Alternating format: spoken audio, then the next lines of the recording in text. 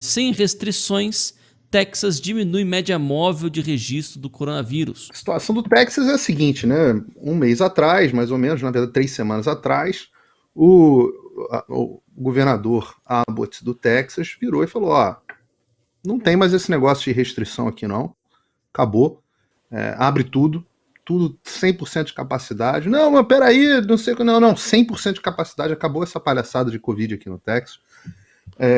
E máscara, não, máscara também não tem que ter mais não, tira a máscara aí da cara, esse troço aí ninguém sabe se funciona mesmo, tira a focinheira, acabou. Então, acabou máscara, acabou lockdown. O que a mídia disse que a mídia disse que ia acontecer, né? Até medidas de restrição.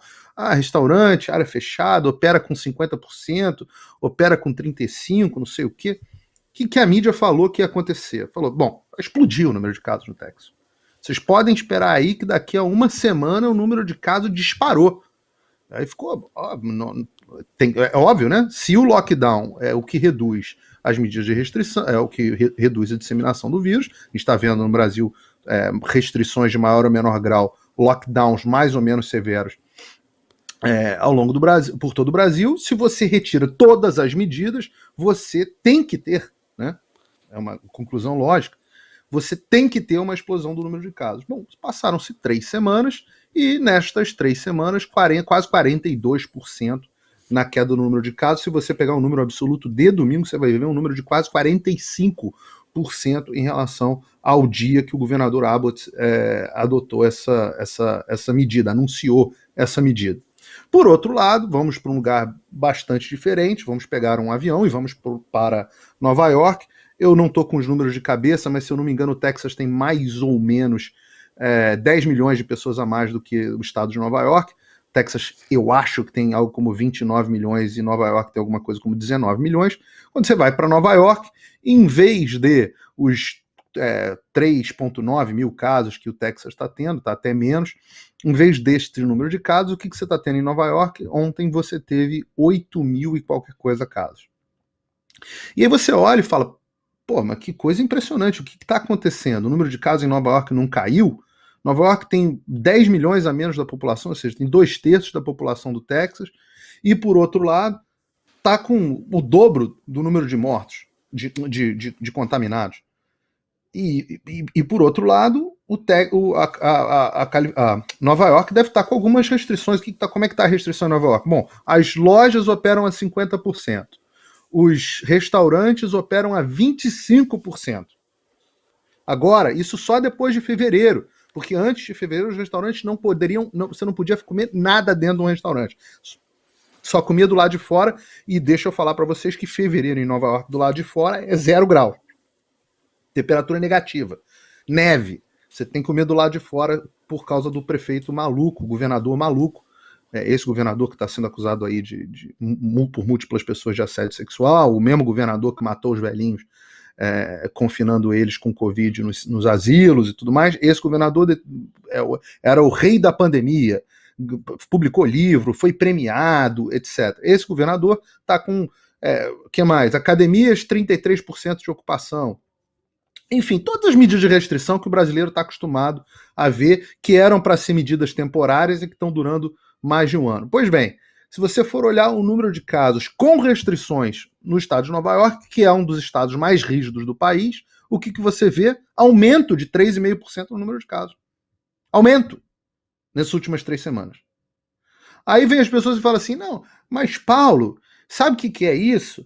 Tá caindo o número de casos por causa da vacina. Aí eu digo para você, percentualmente, em primeiro lugar, percentualmente a população de Nova York está mais vacinada do que a população do Texas.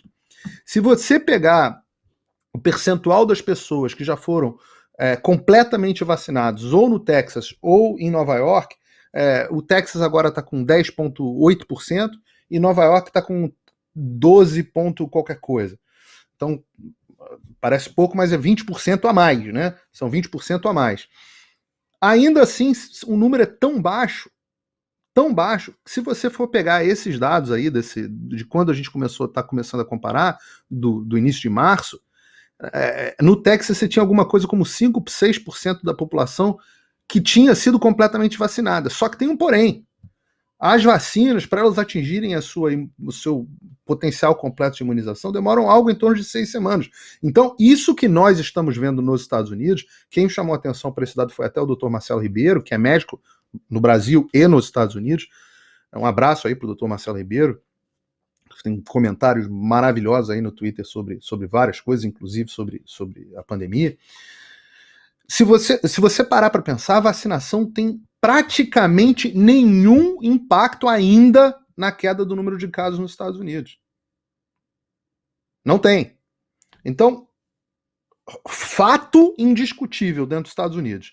Estados que abandonaram o lockdown, vou dar exemplo de 2 estados populosos, Texas e Flórida, 2 estados governados por republicanos, não tiveram explosão de casos. Fato sobre os Estados Unidos. Se as vacinas estiverem contribuindo com a queda do número de casos nos Estados Unidos, isso não é evidente, porque estados que vacinaram mais não têm efeito maior do que estados que vacinaram menos. E, além disso, o percentual de pessoas vacinadas que já atingiram a imunização ao vírus ainda não é significativo a ponto de afetar a curva, que vem caindo desde dezembro.